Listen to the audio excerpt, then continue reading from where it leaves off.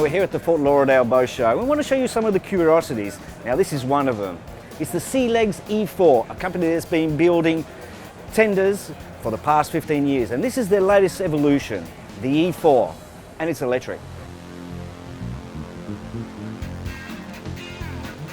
Now the tender has an overall length of 7.5 metres. It has a beam of 2.8. It's powered by a 200 HP Evinrude. That's while it's in the water. Once it's out of the water, it's a 3-wheel drive system. It has out of the water battery time for 1 hour. It's an all aluminium hull construction.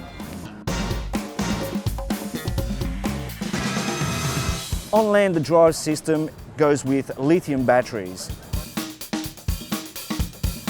The boat is controlled by a single system called an Amtrax. The center console screen is a Simrad. It's a 24-inch. It displays everything on the boat, all the operating systems.